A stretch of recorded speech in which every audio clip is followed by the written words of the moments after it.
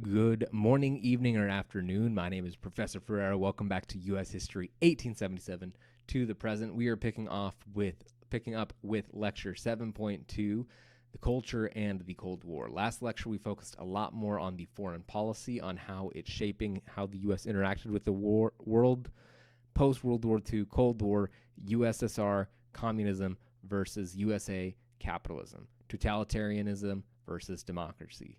So we're going to continue to talk about that today. We're really going to be focusing on what does the U.S. look like post-World War II. A lot of different opinions are going to arise coming out of World War II. The biggest fear is that the Great Recession is going to kick back in as soon as the war is over. However, that does not end up happening. In the 1940s, 50s, and 60s are going to be some of the most prosperous decades in American history. So with all of that out of the way, we are going to be focusing on the culture and the Cold War. So the post-USA economy. The U.S. is going to experience an economic boom like they had never seen before post-World War II. There's going to be massive innovations in technology throughout the Cold War, in large part because, again, we want to outcompete the Russians. We want to make sure that we stay better than them because our attitude is we are better than them, and we need to prove that through our technological superiority.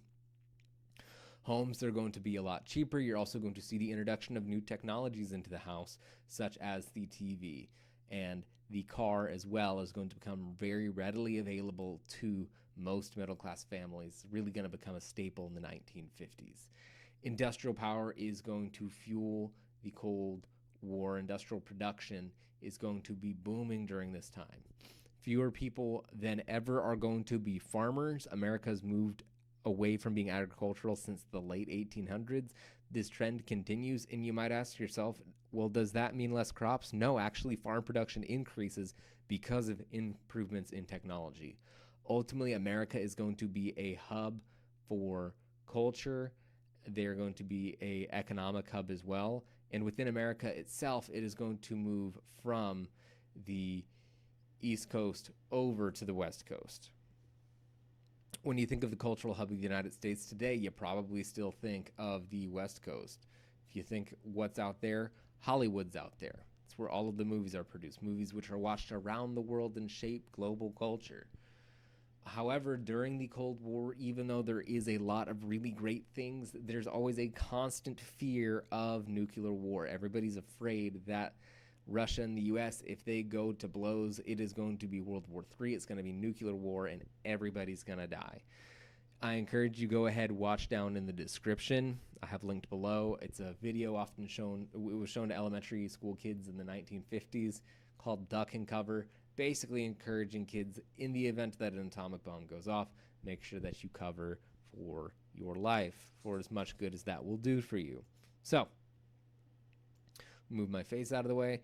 So, the baby boom and suburban life. I'm sure you've met an elderly person here in the year of our Lord 2025. One of the things that the young Gen Zers like to say is, okay, boomer, this is where it comes from, the baby boom.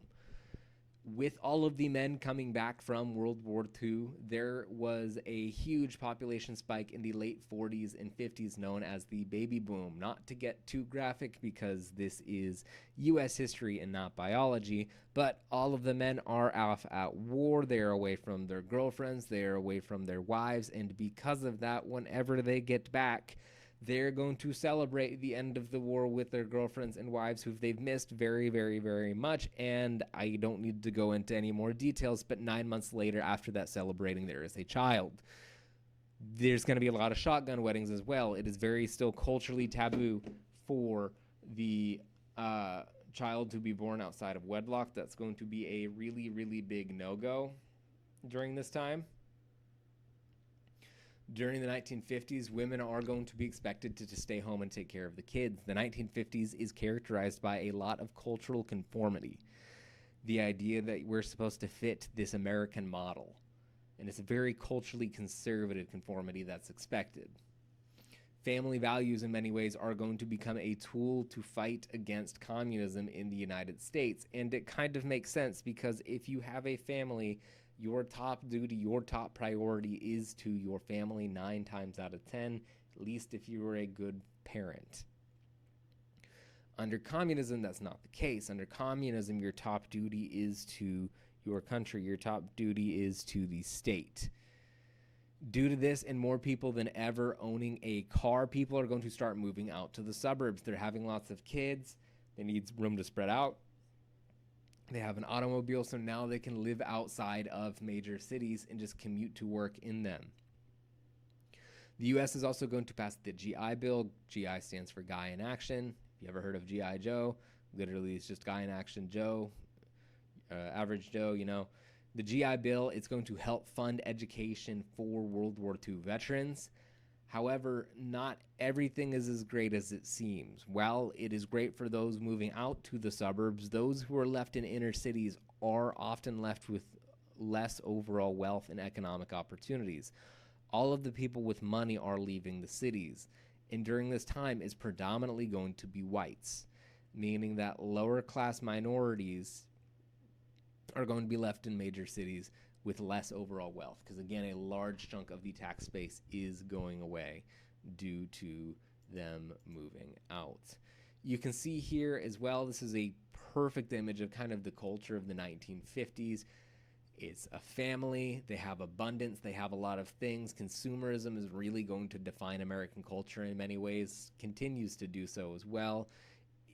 Just looking at this image, you can see the abundance of not just, they're not really showing off any needs here. These are all wants. And it's really showing the success and the abundance of capitalism. So, new conservatism. New forms of conservatism are going to arise during this time period.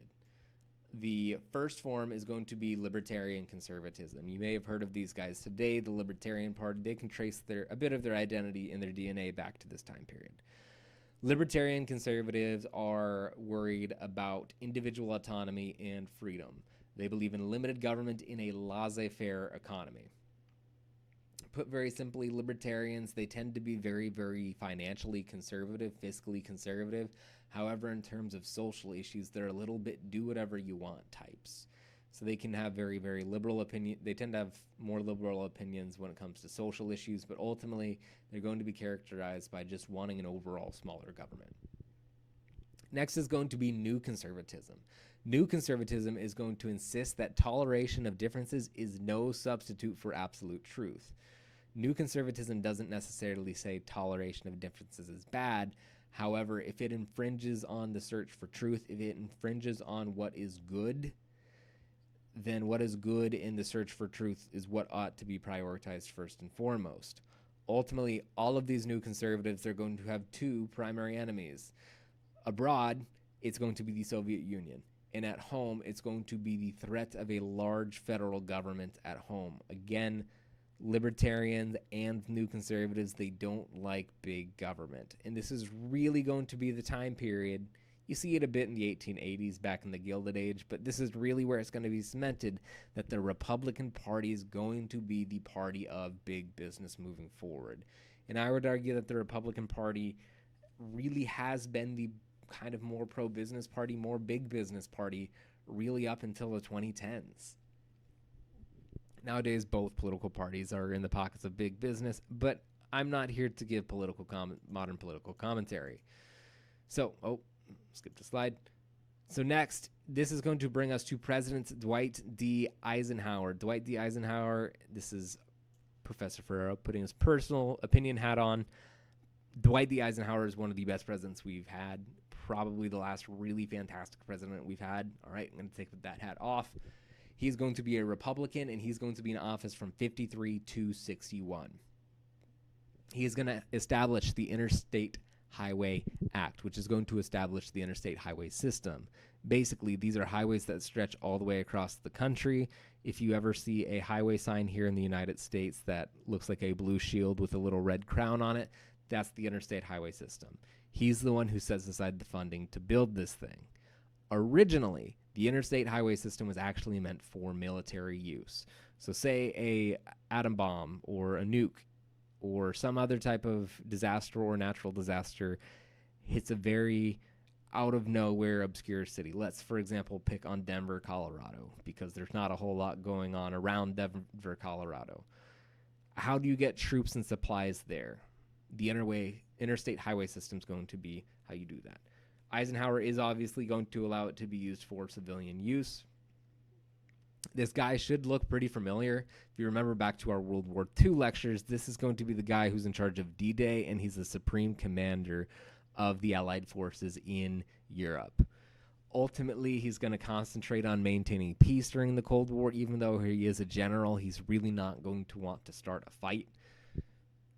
He's also going to be the first president that is going to force integration into the schools. The Little Rock Nine, that incident is going to happen under him. These are 9 black kids in Little Rock, Arkansas, who are going to go to an all-white high school, and Eisenhower is going to force this to happen. Ultimately, Eisenhower's kind of big, long-lasting legacy is his warning of the military-industrial complex, which many still point back to today as being very, very relevant. The idea that these super large companies that make military-grade weapons, they have an incentive. They have a desire to go to war. Because if you go to war, companies that make weapons for war are going to make a lot more money. He's warning about the military-industrial complex because these companies that have these war contracts, they also have lots and lots of money. That money gets donated to politicians. Those politicians are going to go ahead and push for war from then on.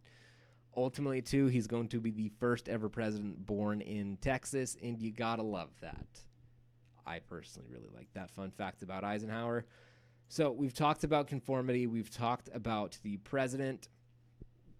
However, it doesn't necessarily mean that everybody in the 1950s is on this bandwagon of conformity, of everybody is fitting this cookie-cutter model.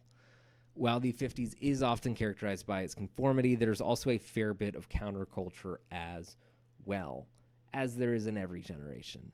Rock and roll is going to be the genre of music that is going to become very popular in the 1950s. It's adapted from the blues. If you remember back to my Harlem Renaissance video, you will know that I say that virtually all modern music in America can trace its roots back to Harlem, and that continues to be true. Elvis Presley is going to popularize rock and roll to the masses, and yet at the same time, he's going to be criticized for his evocative dancing and loud music. He's going to be moving around and swaying his hips, and these are things that the old people at the time, they just can't get behind. Kind of like nowadays where if you talk to your grandma or your grandpa, they'll be like, that's the devil's music that you're listening to when you're listening to some hip-hop or you're listening to some rap. Same thing happens with rock and roll and Elvis Presley. Everybody looks at him. They think that he's tainting the minds of the youths. All of that fun stuff. So Elvis Presley, the king, he's always important to know. It's always fun to mention pop culture in American history. You also need to know who the Beats are. The Beats are a small group of poets. These are basically the angsty theater kids who are going to rail against mainstream culture. And ultimately, the largest example of counterculture is going to be all of the various civil rights movements. There is more than one. It's not just the African American civil rights movements. And we are going to be talking about that more in the next lecture as well, and in the one to follow after that. So that's the counterculture of the 1950s. With the counterculture, though, there also does come a lot of fear. Again, communism is the constant looming threat, and this is where this gentleman comes in right here, Senator Joseph McCarthy. If you remember all the way back to our lesson at the end of Unit 5, we talked about the first Red Scare and how everybody was afraid that European immigrants, particularly from Southern and Eastern Europe, were going to be communists. This is a very, very similar thing. During the 40s, 50s, and 60s, fear of communism is going to be even higher than it was during the first Red Scare. Up steps this gentleman right here, Joseph McCarthy from Wisconsin. He is basically going to tell Washington, D.C., I have a list of supposed communists in the government and also in other major institutions such as Hollywood. And he's going to say this from 1950 to 1954. Ultimately, many of the people that he's going to accuse, especially in Hollywood, they are going to be blacklisted. They are going to be put on do not hire lists. During this time period, a play is actually going to be written about the Second Red Scare and McCarthyism. It's called The Crucible. It takes the old American story of the Salem witch trials and it uses it as a lens to critique McCarthyism. Basically, McCarthyism is a giant witch hunt. In terms of all of this, it's going to end up becoming really just a witch hunt. Most of the people who end up getting targeted and getting blamed for being communist weren't actually communist.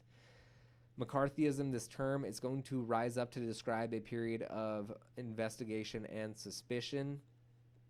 You'll continue to hear politicians of both political parties accuse each other of McCarthyism. It's basically a fancy way of saying this is a superstitious witch hunt. And again, most of the people that McCarthy accused weren't actually real communists. So that is McCarthyism. This is going to bring us to our next president, John F. Kennedy. Honestly, probably one of our most popular presidents. He's a Democrat. He's going to be in office from 61 to 63. John F. Kennedy is our first ever Catholic president. There was actually a lot of fear about a Catholic ever becoming president because they were worried that a Catholic president, he's going to listen to the Pope, he's going to listen to the Catholic Church before what's doing right by the United States would be first. We've only had one Catholic president since in the year of 2025, and that is actually going to be Joseph Robinette Biden, the guy who just got done being president. Kennedy is going to have a very, very youthful spirit. He is our youngest ever elected president and is our second ever youngest president after Teddy Roosevelt. He's going to be very aggressive against communism, and he's going to inspire the United States with several very, very big speeches. I would put Kennedy as probably one of our top five, not even top five, probably top three most charismatic presidents we have ever had. He's going to inspire the United States with the "We choose to go to the moon" speech and ask not what your country can do for you, but what you can do for your country. He is going to have some fumbles during his presidency, such as the Bay of Pigs invasion and the Cuban Missile Crisis. And really, Kennedy is going to be the one who's going to kick off the space race into full swing with that big "We choose to go to the moon" speech. He's going to say America's going to put a man on the moon in the next 10 years, and within 10 years, America lands Apollo 11 on the moon. Again, extremely charismatic. He was also a very well-known womanizer. He definitely liked the ladies. He might have been a little addicted to the ladies and fraternizing and being less than faithful to his wife, Mrs. Kennedy. Ultimately, JFK is going to be the last president we've had to have been successfully assassinated in Dallas, Texas on November 22nd, 1963. He's going to be killed by Lee Harvey Oswald. We have had two presidents since him get shot. However, he is the last president to have been shot and killed. So, the Bay of Pigs and the Cuban Missile Crisis. So, let's start off with the Bay of Pigs invasion. Cuba, by this point, they are very, very communist. We don't like communism. Many Cubans had fled from Cuba to the United States that are going to land in Florida, and ultimately they're fleeing the control of Fidel Castro, the dictator of Cuba. The U.S. is going to encourage these Cuban expats, basically people who've run away and sought asylum here in the United States. We're down to keep them here, but America says, hey, what if we give you military training and guns and you toppled the Cuban government? And the Cuban expats are pretty excited. They're like, yeah, we would love to do that. We still love Cuba. We just hate Castro and we hate communism. And America's like, we would love that too because we hate Castro and we also hate communism. So 1,400 Cuban exiles, they're going to be trained, and an invasion is going to happen on April 17th, 1961. They're aiming to assassinate Fidel Castro. As with every attempt to assassinate Fidel Castro, and there are many, if you are interested in looking up all of the assassination attempts and all the times that the U.S. tried to kill him, It's quite a few. The man did not go down easily. He doesn't die, I believe, until I think it's 2016 due to old age. This was a massive failure. The Cuban expats land on the beach and they immediately get captured. Kennedy is going to really try and distance himself from this as well. It's early on in his presidency, so he's able to distance himself from it very well. The much bigger fumble that he has is the Cuban Missile Crisis. Once again, we're revolving around Cuba. All of this can really be traced back to actually something America did. America is going to put nuclear weapons, American nukes, in Turkey. Turkey is right across the Black Sea from Russia. Russia doesn't like having American nukes so close by.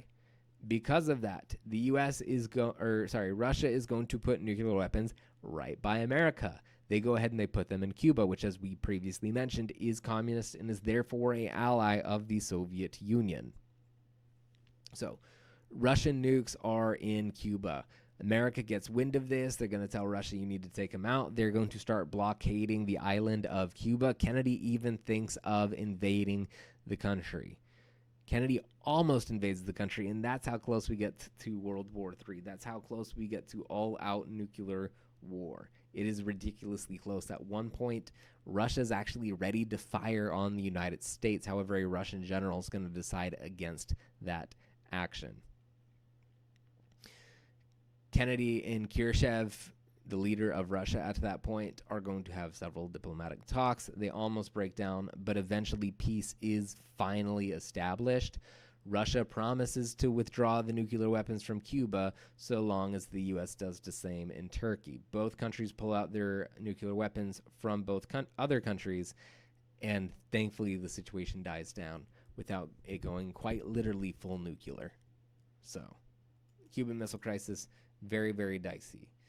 Next, we're going to talk about the space race. Again, remember, America and Russia, they don't want to get into a shooting war because it's 100% absolutely going to be World War III. It's going to be nasty. It's going to be dicey. We don't want that. So how does the space race kick off? 1957. Russia is going to launch the first ever satellite off into space. It is going to be Sputnik. Sputnik is basically just a little orb that beeps and blinks. However, all of the Americans are freaking out. They're like, the Russians, they got stuff in space. They're going to be able to spy on us. They're going to drop nukes down from outer space on us. They're freaking out. There's a ton of paranoia. The Russians made it to space. Oh my gosh, what does this mean for us? Because of that, 1 year later in 1958, the U.S. is like, we got to get on our own space program, and they open up NASA. Again, Kennedy's speech, we choose to go to the moon, is really going to fire up the U.S., and it really becomes a race of who is going to go ahead and get each milestone of getting to space. The Russians or the Americans, who's going to get each step of this? So, first people to get an animal into space, it's going to be the Russians. But the first people to get an animal back from space, it's also going to be the Russians. But the first people to put a man in space, it's also going to be the Russians. But the first person to get a woman in space, it's the Russians. But the first person to get to the moon, he's an American. That's basically how the space race goes. And we basically say, we got a man to the moon. That's super cool. We win. We put several more people on the moon. There are multiple moon landings. Apollo 11, Apollo 12. Apollo 13 fails to get to the moon. They almost die out in space. Thankfully, they don't. And I believe it goes all the way up until Apollo 16 or 17. After that kind of first lunar landing, maybe the second, people are pretty tired and tuned out of it. They're like, it was really cool that first time, but we saw it once already. I'm going to post footage down below. Be sure to go ahead and watch it of the first lunar landing, Apollo 11. The program to get people to the moon, it was known as the Apollo program. And since the end of the Apollo program, we haven't gone back. At the end of the program, everybody was like, oh my goodness, God's hand was literally over this because it's a mathematical miracle that we didn't have anybody blow up or die out in space. No other country to this point, as of 2025, has put a man on the moon.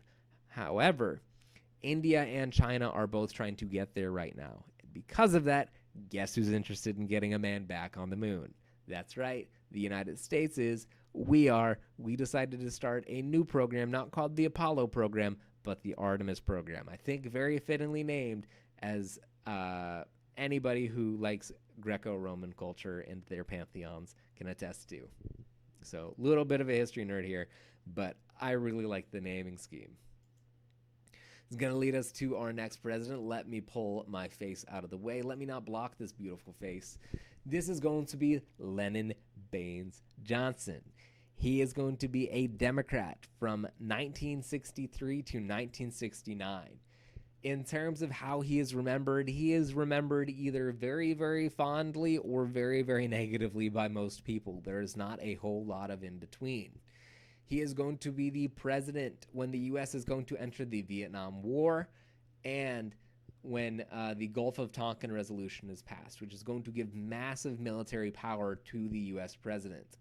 Ultimately, he's also going to raise the heat by bombing North Vietnam after the Tet Offensive, and like Woodrow Wilson before him and like FDR before him, he tries to make sweeping programs in the federal government. He's going to design a New Deal-inspired series of laws called the Great Society. The goal of this social program is to lower social inequality, and it's really going to be focused on the war on poverty, which we'll talk on the next slide. He's also going to be the president who is going to sign the Civil Rights Act of 1964 and the Voting Rights Act of 1965. Republicans in Congress and Northern Democrats are really going to be pushing LBJ to sign it. So he's going to go ahead and sign it in the law, and he had been a teacher in Texas. It is really under the presidency of LBJ that you see the African American population fully swing in favor of the Democratic Party. The signing of the Civil Rights Act and the Voting Rights Act of 64 and 65 is really going to help with that. But on top of that, his war on poverty is going to offer a lot of social programs to underprivileged groups, poor groups, which disproportionately fall on people of color. LBJ is remembered as being a little bit spicy and a little bit dicey. He does have a quote attributed to him. It is not for certain. Depends on who you ask. If you talk to an LBJ hater, they will absolutely say he did say that. If you talk to a LBJ lover, they will probably say he didn't say that at all. Regardless, even Snopes says he possibly said that, and Snopes is pretty left-leaning, so again, putting my opinion hat on, I think he probably said the quote. But LBJ is as quoted as saying, "I will have these N-words voting Democrat for the next 100 years. And regardless if you like that he said that or not, the African-American vote has swung predominantly Democrat since the Johnson administration and the creation of the Great Society. This is really where you see them fully shift from being Republican, and you see it under FDR as well, but from being Republican to being Democrat. So that is LBJ. So let's talk about LBJ's Great Society. Again, it's kind of viewed as a New Deal. It's going to be put forward by Johnson to reinvent the American economy and welfare for poor people in 65. The cornerstone of it is the war on poverty. We need to lower the poverty levels. As most wars that America declares with abstract ideas, we fail horribly. We declare war on poverty. The poverty rate hasn't gone down since the mid to late 60s. We declared war on drugs in the 80s. We have almost record highs in terms of drug use in the 2020s. We declared war on terrorism in the early 90s and the early 2000s, and terrorism continues to be a big issue around the world. So Johnson declares war on poverty in the U.S. Again, in the long run, the poverty rate basically stays about the same. He's going to pass Medicare and Medicaid. This is going to offer government health insurance to old people and people who are disabled. There's going to be a lot of other programs for urban renewal, programs to fight crime, beautification, basically making the cities prettier, environmental protections, funding of schoolings, libraries, textbooks, and other education services. They're going to pour a lot of money into STEM. These programs, along with the Vietnam War, though, are going to rack up the national debt to levels we have never seen before. It's going to give the federal government, so the Great Society and the Gulf of Tonkin resolution, which we're going to talk about on the next slide, is going to give President Johnson ridiculous amounts of political power. It's going to grow the size of the federal government. And one thing I always like to warn all of my students is if you craft a hammer, if you craft a weapon to accomplish what you want to do and whack people you don't like, one day the people you don't like will get in power, and they will use that hammer to do the things they want to do and whack you with it. So there is always a constant fear and tension of giving the president too much power. After Johnson, Nixon's going to have a ton of political power to do stuff. So let's talk now about the Vietnam War. This gentleman right here is the leader of North Vietnam, Ho Chi Minh. There's really three main groups we need to talk about in terms of the Vietnam War, at least within Vietnam. By the 1960s, the country is going to split into two halves. There's a pro-communist North, led by Ho Chi Minh, and an anti-communist South. Notice how I said anti-communist. They're not really pro-democracy. They're just more against communism. And they're going to be led by Ngo Dinh Diem. Ngo Dinh Diem is a Catholic in a majority Buddhist country. He's not a particularly popular guy. However, he's anti-communist, so the U.S. is going to support him. Vietnam had been fighting this war for quite a while. Throughout the 1950s, they are going to be fighting the French because they are a former French colony. And because of that, the U.S. is actually going to be siding with the French over the Vietnamese, again, even though Vietnam is a colony, because they don't want Vietnam becoming communist. Whenever the French get out of the picture, the U.S. is going to be offering aid to Ngo Dinh Diem. Ngo Dinh Diem, though, is not the only leader down in the South.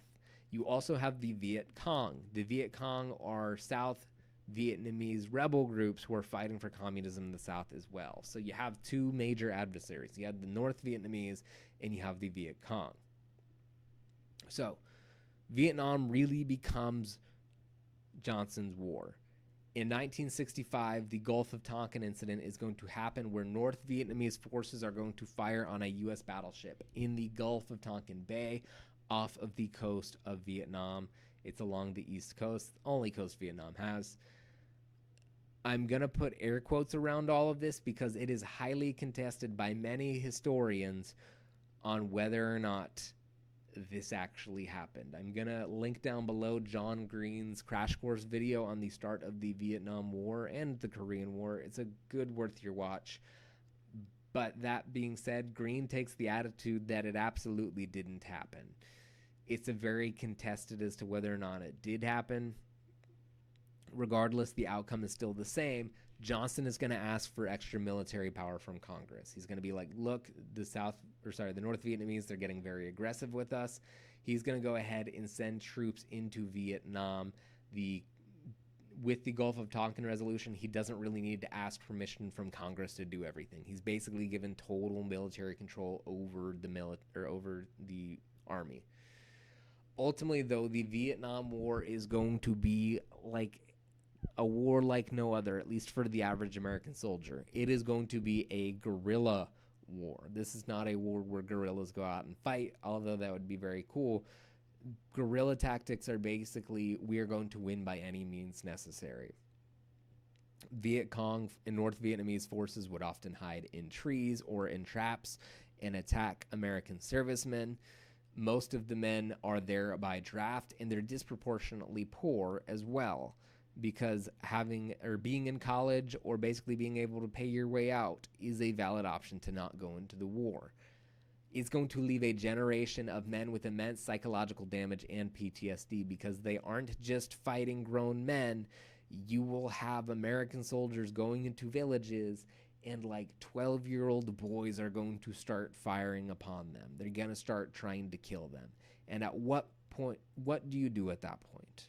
Truly, what do you do? Because you have two options. One, let the kid take out all of you and your buddies. Or two, you put him down. That's not an easy call to make, and it is going to leave men mentally broken, damaged with post-traumatic stress disorder. It's going to be a huge, huge issue at the end of the Vietnam War. And if you know any Vietnam vets, you can see them still struggling with that to this day. So why get involved in Vietnam at the first place? Because of the domino theory, the theory that if one country falls to communism, neighboring countries are far more likely to fall to communism. This is going to go hand in hand with Truman's idea of containment, of we can't allow communism to spread. Now, a lot of historians nowadays say, well, obviously communism wouldn't have spread more. Hindsight is definitely 2020. And knowing that today is a privilege that we have by being on the other side of this history. Because in reality, if you look at it, all of the communist countries are touching. Nearly all of them. You have some disparate ones in Africa, but even those ones are clumped up together as well. The USSR falls to communism, or Russia does, and then China falls to communism, and North Korea falls to communism, North Vietnam falls to communism, then Laos, then Cambodia. And the fear is that it's eventually going to get to a much larger and more populous country. Maybe Thailand will fall, then Malaysia, Indonesia, Burma, and then finally India with its massive, massive population. This would be horrifying for the United States and horrifying for global stability. So, that will be the end of our lecture, and that's going to be where we leave off. We're going to be picking up with the civil rights movements in the next couple of lectures. Really leaves us the question of, how is history going to remember our moment? It's very easy to look back to the past and say, this should have been done differently, or I would have done this, or this was a big waste of time and money, or whatever it might be. But that's easy to say with hindsight. So next time you're making a major decision, next time maybe our politicians or politicians in another country are making a major decision, recognize that 10, 20, 30 years from now, we might be saying, how could anybody have ever made a decision like that? Thank you very much for watching. If you have any questions and you're in my class, please be sure to write them out. Bring them to class next time I see you. If you're not in one of my classes, please go ahead and leave any of the questions you have down in the comments. Be sure to leave a like and subscribe. Have a wonderful day, and Ferrero out. Peace.